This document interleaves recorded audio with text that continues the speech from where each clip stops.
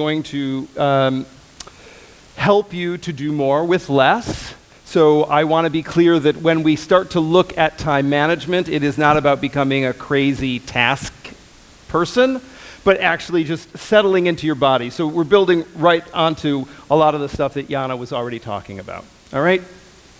I'm going to show you that I have an agenda for today. I have a zero tolerance for meetings without agendas. And when we get to the 8 deadly time thieves, one of them is meetings. How many people here have challenges attending meetings where you feel like it's not really a useful part of your day or your time? Just raise your hands. It's okay. You're in good company. Okay, good. We're going to talk about that. What I'm doing here is I'm also showing you that I'm walking my talk. I have an agenda for the time that we're going to be together, so I know exactly where we're going to be going. This is not my first rodeo, as they say. So you can sit back and relax. And if you're one of those type A people who really likes to know what are you going to be doing every second of the day, this is what we're going to be doing for the next 30 minutes. All right. Now we are going to repeat Jana's exercise. The brain science behind that, to just build on what she was talking about, the brain science is that you can reset your central nervous system in as few as 3 deep breaths. So in addition to doing it twice a day, really anytime you're having one of those days where the day feels like it is getting away from you, it feels counterintuitive. Often, I think, when the day feels like it's galloping away, we feel like we have to chase after it, and we get more agitated and more aggressive, when in fact, if we just paused and took 3 deep breaths, just like rebooting your phone or your computer, you could completely reset your central nervous system. It's kind of remarkable. So we've had an experience of it. We're going to do one more of them so that we are all together now for the time that we're together in this presentation. So I'm going to ask you to stand up for a second. I've got a groovy little graphic that will breathe with us, in essence. A count of 5 in, and then a count of 5 out. So it's not a contest. You don't need to keep score. Nobody's going to win. And we just want to take these three deep breaths with each other. And it will also bring us all completely together. So we'll let the dot go up one more time. It comes down. We'll hop on. All right. And here we go. And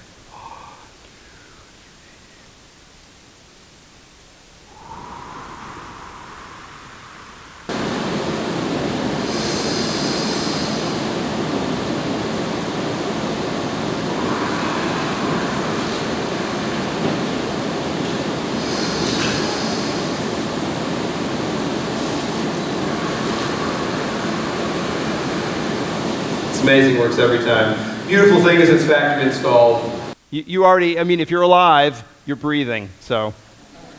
All right, now I'm going to give you can sit down. I'm going to give you 15 seconds to set an intention for our time together. I'm here, I am, the most organized man in America. I'm here as a time management subject matter expert. I want to give you as much content as I possibly can so that when you leave this room, you've got clear, actionable takeaways. And for you to meet me there, I want you to set your intention. Like, what do you want to know from me when it comes to time management? If you just say, well, I want to learn how to manage my time better, I feel confident that that will happen. But if what you want to learn how to do is to stop double booking, or to stop procrastinating, or to have better and more efficient meetings, or to use your email more strategically, the more specific you can be, the more specific I will be. So just take 15 seconds on the clock. And you can write it down if you want to. You can just imagine it in your head. But just the more specific you are, the more specific I can be. And I'm going to time you.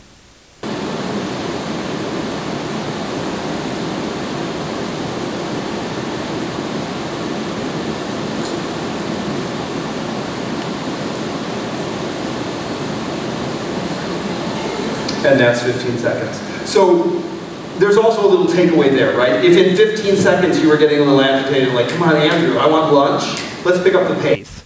If in 15 seconds you can get upset or a little irritated, and you also have a story running back here sometimes when you're facing a project thinking, oh, I don't have enough time to get started, but if in 15 seconds you can get agitated, imagine what you can actually do in 2, 5, or 10 minutes, all right? All right, now we're going to do a little show and tell. I haven't always been the most organized man in America.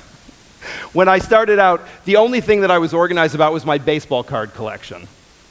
Otherwise, every night I would come home, I would take off my clothes, I would leave them on the floor. Magically, they would end up folded and washed and back in my bedroom the next day. Like there must have been a laundry elf who was actually my mother who was putting my clothes away. I didn't care about the clothes, so I didn't pay attention to them. What I cared about was baseball cards, so those were organized. Fast forward, I'm now called the most organized man in America. As Justin pointed out, my corporate clients include Goldman Sachs, the New York Mets Baseball Club, the Metropolitan Museum of Art, little building over on Fifth Avenue, American Express, Genentech, a major bio company. So this is where I started, right? This is where I've ended up so far. I'm not done yet. This was a client's home.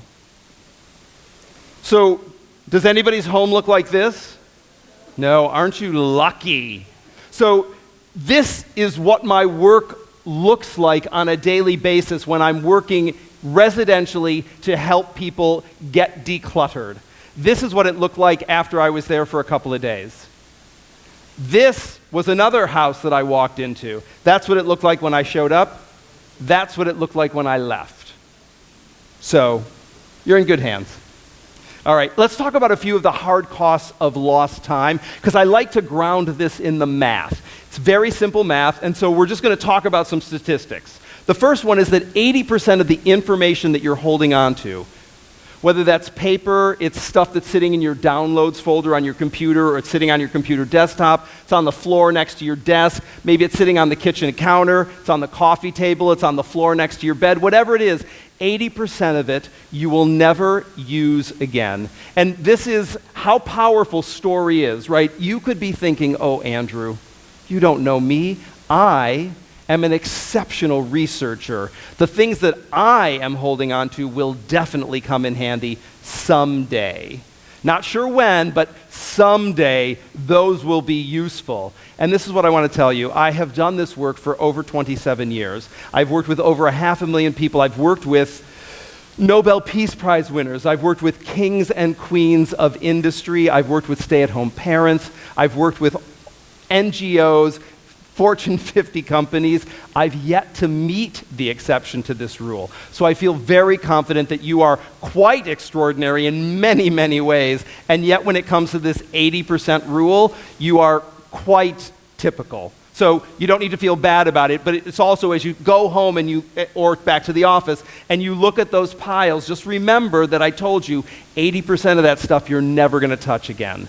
It could be that you could start to let it go immediately, because if it isn't being used, it's just clutter, all right? The next statistic is that the average person is interrupted by communications technology every 10 minutes. And on average, it takes 23 minutes to recover from one interruption.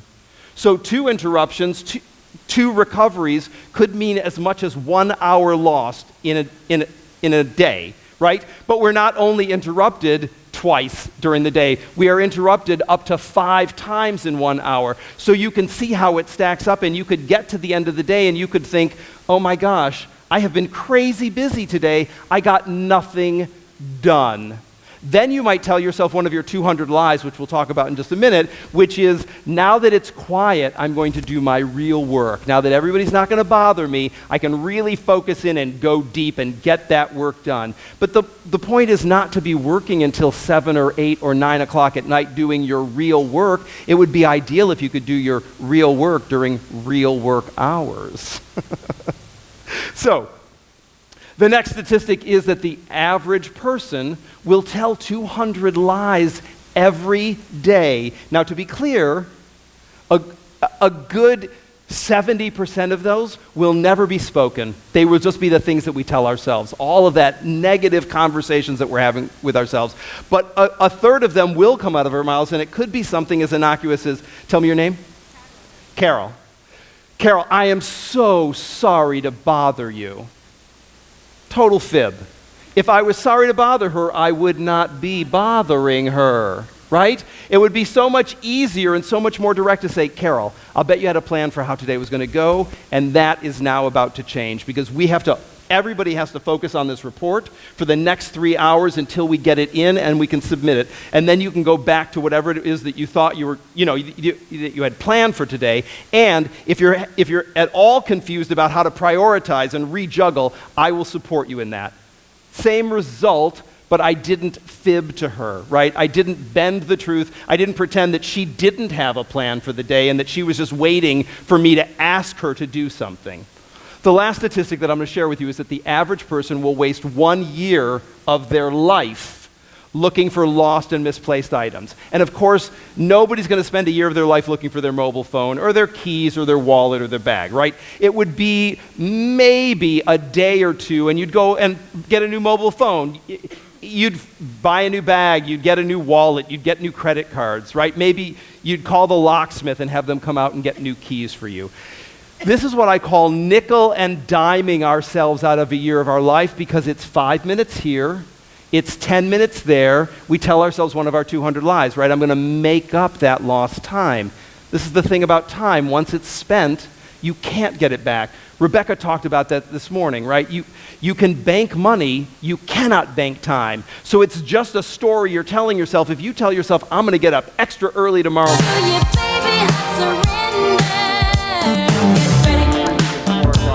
So you cannot bank time, you can only bank money. All right? Let's talk about mindset. When we think about the math and we think about getting organized and we think about increasing our productivity, it's really important that we work on the mindset first, because otherwise these tools, you'll leave here with a bunch of information, you'll get back to the office, you'll hit the first speed bump, and you'll throw it all away, and you'll go, well, that sounded great in the hotel room. Now I'm confronted with reality, and when I have more free time, I'll adopt all of those great tips that he had to give me. Now I just have to get this stuff done.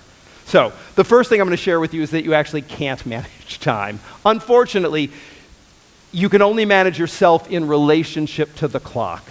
The clock does exactly what the clock does. The clock is agnostic. It just keeps ticking and ticking and ticking. But how we think about, feel about, and interact with time is everything that we have control over. So, one of the adjustments that I'm going to invite you to make is that the next time you feel burdened by something and feel put upon as if something is an obligation that you do not want to do, you have two choices, basically. There's a fork in the road. You can either let it go, or if you're going to do it, you can soften into changing has to gets to. Without getting into socioeconomic privilege, we do want to acknowledge that of all of the things that we have in front of us, we have things to do. And we can either take those on willingly or we can take them on begrudgingly. And that's all about our attitude, which leads us to, if you have too much to do, you are in a state of abundance. You can often feel overwhelmed, but the reality is you have more things to do than you have enough time to do. That's a tremendous privilege. There are some people, again, as Rebecca shared, her too much to do was taking care of small children, trying to make enough money to feed the kids, trying to get an education, all packed into one day, right? For those of us in this room, food, clothing, and shelter are taken care of. We are wearing clean clothes, and if we're not wearing clean clothes, we have the ability to put on clean clothes. Nobody's hungry unless you're intermittently fasting, right? I mean, I realize lunch is on its way, but nobody's starving in this room, and the roof over our heads are not leaking, and if they were leaking, we have the ability to get them fixed. So when we talk about that's outside of my comfort zone, relatively speaking, we are comfortable. We're not getting pushed that far, all right? So this is what I want to invite us to do, is change our focus from the temporary discomfort to the low-level discomfort that we're often tapped into when we're feeling overwhelmed, when we're feeling stressed out. That is about our relationship with the clock rather than momentary, I have to do this, I don't want to do that, I would love to do this, nobody's asking me to do that. Those things will change, and we all know this, right, in our lives, that whatever's upsetting us today, by tomorrow we will most likely have forgotten it. Certainly in a week or a month, there'll be a new thing to distract us. So what seemed so big previously, just not that compelling. But we often hold on to it in the moment as if, now that I'm feeling this way, I will feel this way for the rest of my life. But the reality is that we know that that's not true. All right? So, as I said, we're going to change how we think about, how we feel about, and how we act in relationship to the clock. Our beliefs and our thoughts inform our feelings inform our actions, and then our actions give us our results. So if we've got negative thoughts, if we're feeling kind of overwhelmed and desperate, we're going to feel kind of crummy. If we feel crummy, we're going to take mediocre action. If we take mediocre action, we're probably going to get mediocre results. Then that's just going to reinforce that negative conversation. See, I can't get a break. She can figure it out. He can figure it out. I'm just not smart enough. I don't have the right tools. I don't have the right support. Nobody loves me. All of the different ways that we can talk to ourselves and just reinforce that loop. Whereas if we flip that around and we have positive thoughts, positive beliefs, we feel better. As we, again, Jana pointed that out to us. We're feeling up, we're feeling empowered. We take stronger, more aggressive and direct action. We get superior results, and then that reinforces the belief of, I can do anything. Oh my God, I'm on fire. I'm unstoppable. And that feeds into itself as well. So it's always a choice between glass half empty and glass half full. And nobody's going to stay, it's not a static experience. Nobody's going to stay there all the time consistently. It's just, this is a reminder when you're starting to feel puny or feeling beat up, what can you do to shift your thoughts first so that then you will feel better and take stronger action. All right? So just by a show of hands, how many people in the last 30 days have said, I'm busy, at least once? Just raise your hand. There you go. Now just look around the room. Keep your hands up, just look around the room. Okay, good. So this is what Warren Buffett says about busy. Warren Buffett says busy is the new stupid. And I know that nobody in this room is stupid. So we really want to stop saying that as if it means something. Because if you don't live in your parents' basement and they're making your meals and cooking and doing your laundry for you, you're busy. You'll be busy for the rest of your life. It doesn't mean anything anymore. It's just noise. So we want to stop saying it like it actually, it's a qualifier or it means that you're more important because you're so busy. Because it really doesn't matter at what level we're talking, busy is busy. All right. When the house is literally on fire, urgent and important are completely in sync, right? House is on fire. It's urgent and it's important. We've got to get out of the house. If the house is not literally on fire, urgent will always demand your attention more than important. Important is quiet. It's slow, it's steady, it's just being in alignment with our values, right? But urgent is loud and it's shiny and it's flashy. It's demanding we pay attention to it. So it is essential that we know what is important to us and we keep that present so that we can continually tap into it to make those critical decisions when it's time to prioritize. Monday, Tuesday, Wednesday, Thursday, Friday, Saturday, Sunday. I don't have a calendar with a someday on it. Neither do any of you. If you are scheduling things for someday, you might as well say that you are scheduling them for never, because that's how likely someday is to occur. If you want a simple life, you have to make simple choices. And again, it has nothing to do with the amount of revenue that we make, right? When we are feeling overwhelmed, when we're feeling hectic, when we're feeling stressed out, the thing that most of us are craving is some simplicity, right? Why is it so complicated? Why is there so much to do? So if what we want is a simple life, we have to make simple choices. This clamshell of washed lettuce promises to make our lives more convenient, right? We buy washed lettuce, we take it home, we have a salad in a little tub. How convenient for us. The reality is, and the plastic is compostable. So we're also good environmental stewards. I mean, it's just a feel-good opportunity at the grocery store. The reality is I have found sand in the bottom of these clamshells, so I still wash the lettuce. Even though it says it's triple washed, I have to wash it. Not only that, the plastic is corn plastic. I can't melt that in my backyard compost pile. It has to go to an industrial compost pile. So the promise is convenience and environmental stewardship. The reality is I have to wash the lettuce, and now I have to rinse out the plastic and put it in the recycle bin.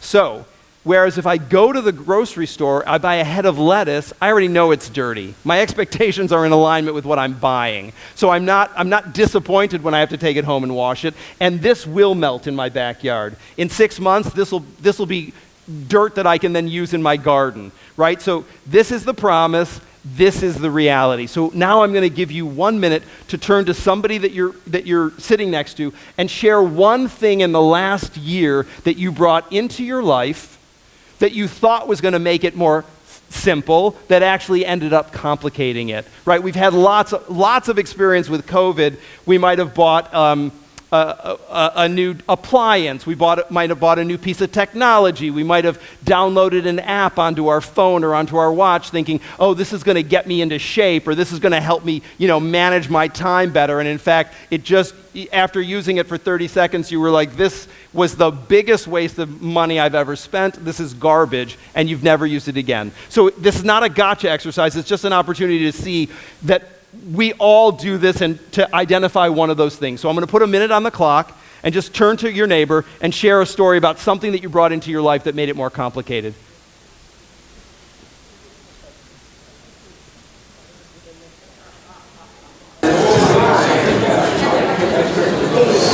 So did anybody not have something that they could share? Was there anybody that didn't have something that was supposed to make their lives simple that actually created more complications? No? You didn't think of anything? Awesome. All right, well, let's give everybody a round of applause.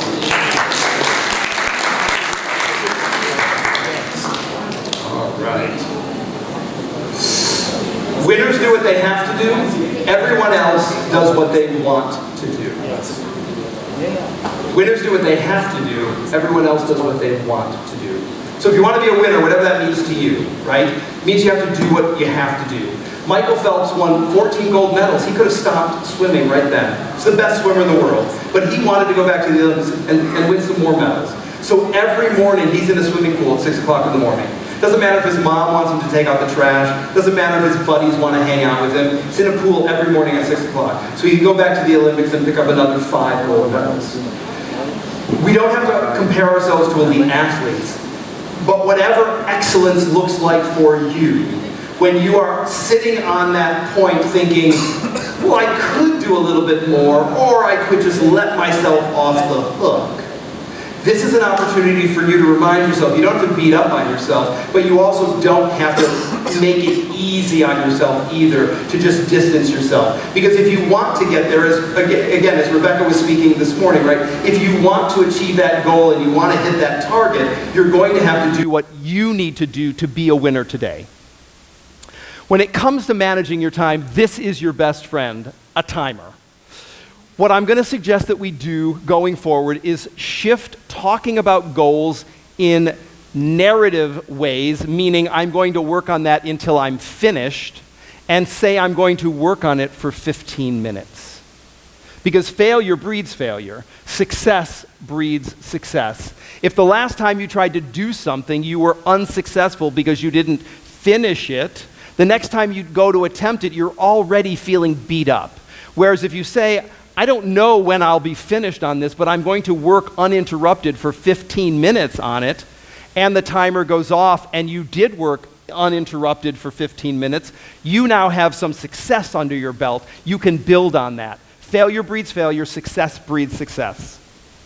So now I'm going to ask you to do this with me. This is the organizational triangle. This is all you need to know to get and stay organized. So please put your fingers together and hold them up high. This is trademark technology I'm sharing with you folks. So I want you to take this seriously and pick up your fingers. All right, and now I want you to repeat after me. One home for everything. Oh, I know, lunch is just around the corner, folks, so I need a little more energy. One home for everything. There we go. Like with like. Something in, something out. All right, let's do that one more time. Like lunch, you're going to get lunch for this. One home for everything. Like with like. Something in, something out. All right, give yourselves a round of applause. That is direct transmission. And one home for everything means everything has one home, only one home. We're not going to debate that. Where you keep your keys can be different from where I keep my keys, can be different from where you keep your keys. Your keys have a home, your keys have a home, my keys have a home. They can only ever be one of two places, in my hand unlocking something or in their home. Like with like means all like things live together, not most of them.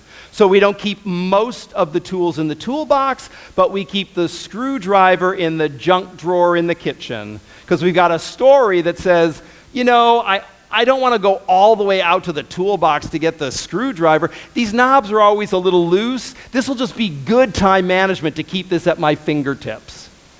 Problem is when you go looking for the screwdriver, you go to the toolbox, you don't remember. It's only 3 weeks later as you're digging through the junk drawer that you find the screwdriver. And I promise you that for most of us, the first thought is not going to be, aha, there's the screwdriver. The first thought will be, who's the idiot who put the screwdriver in this drawer? It's your second thought that will be, that was me. This was my great idea. Then you're going to tell yourself one of your 200 lies. Now that this has happened, I will never forget that this is the new home for the screwdriver. And I promise you in 30 seconds, it will be out of your mind and you will just be on that hamster wheel. You'll go back out to the toolbox looking for that screwdriver. Something in, something out is how we stay organized. And that's all about when something new comes in, something goes out. Don't get scared. You don't have to get rid of everything.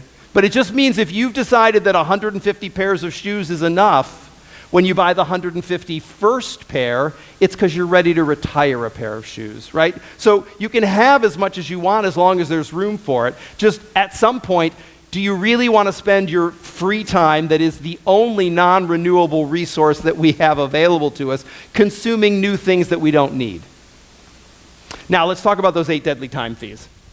Interruptions, multitasking, overcommitting, poor planning, email, social media, meetings, procrastination.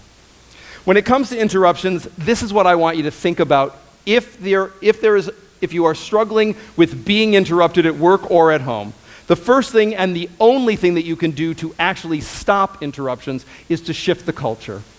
So if there's a culture at work where interruptions are acceptable, this is an opportunity to push back on that and see what you can do to stop interruptions from happening. Even if you can't change the culture at work completely, you probably have greater control at home, right? I did one of these workshops and I had a mom say, she says to her kids, if you're not bleeding, when mommy's on the phone, you can wait until mommy's off the phone, because she works from home. So it sounds harsh, but the reality is the kids are fine. They just want mom's attention. So she is training them to be more self-reliant and not needing her attention when they don't really need her attention. All right? So shifting the culture is the best way that you can stop interruptions. Next to that, you can just make time constraints known. So you can say, I have 15 minutes. Then you must set a timer. If you don't set the timer, they know that you can't tell time. Because if they're still talking to you 20 minutes later, they're running the meeting, you're not running the meeting. So you have to set the timer. The next thing you can do is run an errand. You can say, come with me. I need to drop this off in the mail room, or I need to take this downstairs. Come with me, ask me your question. And then the beautiful thing is that while they are moving, you can send them on their way and you can return back to what you were doing. A body at rest tends to stay at rest. A body in motion tends to stay in motion. It's a great way to lovingly manipulate people and send them on their way. And the last thing that you can do to take care of yourself is to turn off all notifications. I mean, I'm talking to CEOs here, right? Why would anything need to be pinging at you? If you don't need to be interrupted, why would you invite interruptions into your life, right? Unless you're a brain surgeon and you're being called into the operating room, what could possibly be more important than what you are doing already? This new piece of information. Why could it not wait for 5 minutes? Unless, again, the house is literally on fire, in which case there's going to be an alarm going off, not a notification on your phone saying, get out of the building, it's on fire. right? That's telling you just got a new like on Instagram, or you got a new email, or somebody wants 5 minutes of your time that you didn't schedule. It's very simple. When it comes to multitasking, she can't do it, he can't do it. Multitasking is sadly one of our 200 lies. You cannot bake a cake and do open heart surgery at the exact same time. So if you think that it's your superpower, I'm just here to tell you that you cannot do two things simultaneously. You can do them sequentially, but you cannot do them at the exact same time. When it comes to overcommitting, it's important to know that no can be a complete sentence. You do not need to give a but, you do not need to give a because. Once you do that, you're actually opening up the door for somebody to start to debate with you, as opposed to just saying no. Now, it's important to tell the difference between an excuse and an explanation.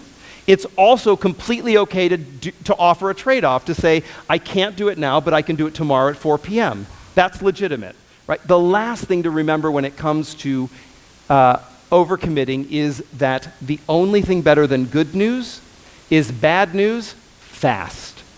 If the answer is no, tell me no now. Don't tell me you'll get back to me in 48 hours, because I'll think in those 48 hours you're rearranging your schedule to accommodate me. You're just trying to burn through 48 hours so I won't feel so bad when you tell me no. Tell me no now. I'll go find the yes. You just wasted 48 of my hours while I could have had the problem solved, but instead I'm banking on you coming through for me. Just cut me loose. I'll go find somebody who will say yes.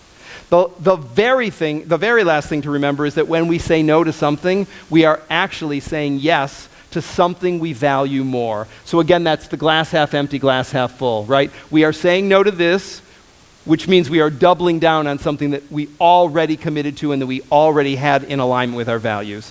When it comes to poor planning, everybody gets 168 hours in a week.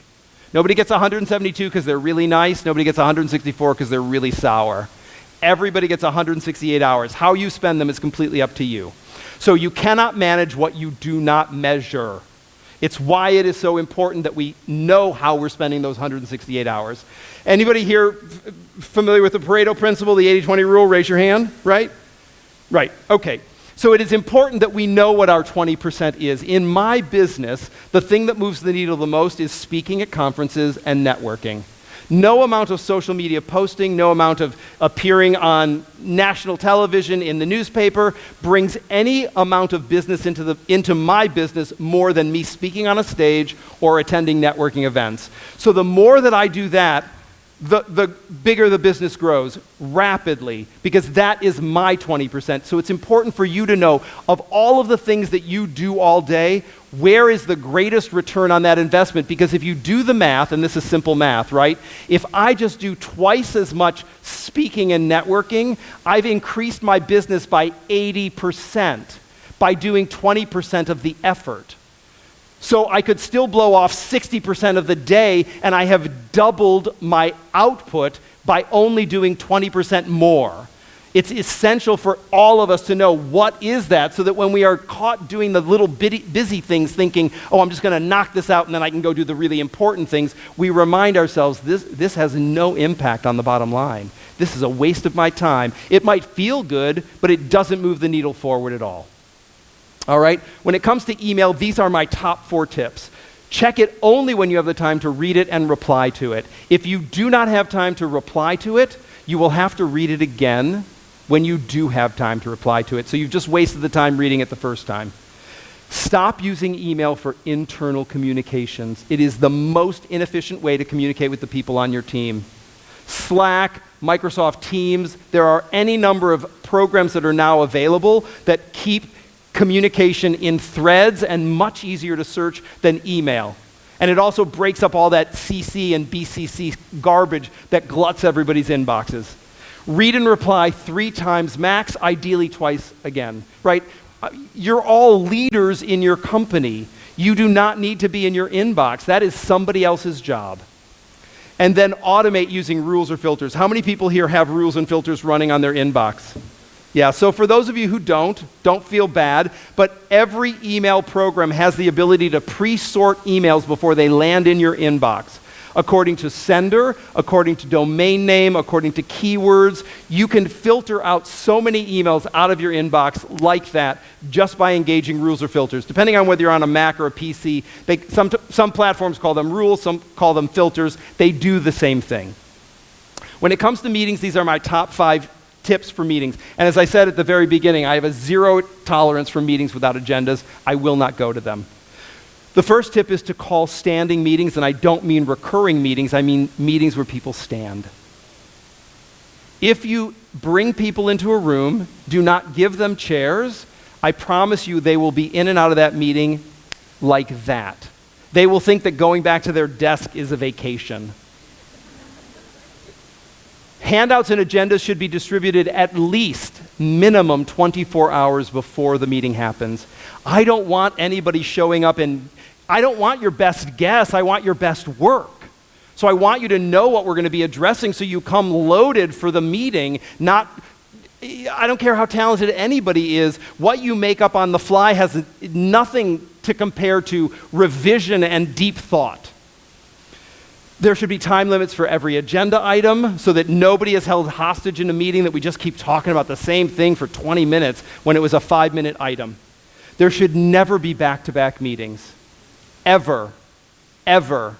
Because the reality is, as soon as you walk into the new meeting, you're still processing the old meeting anyway. You're there physically, but you're not there mentally. You might as well take the 10 minutes to finish the previous meeting before you walk into the next meeting. And that leads us to the last bullet, which is that the end of the meeting is not the end of the meeting. The end of the meeting is when you've debriefed yourself after the meeting.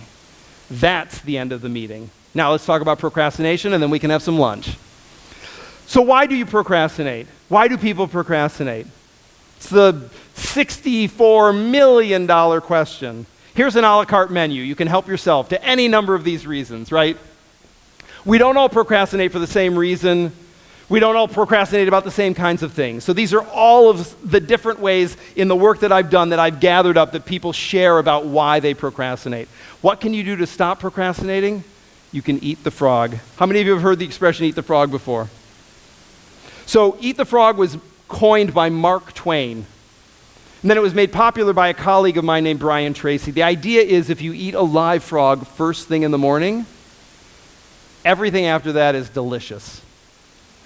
So the idea is do the thing that is the least exciting, the least tasty, first thing, knock it out, and then the rest of the day is just so much easier. This is the irony about procrastination. The thing we want to spend the least amount of time with, we end up spending the most amount of time with because we keep dragging it around behind us. It's so unnecessary. And the frog is not going to be any tastier at 4 o'clock than it's going to be at 9 o'clock in the morning. The frog is going to be the frog. You might as well get it out of the way first thing and get on with the rest of your day. Thank you very much for spending this time with me.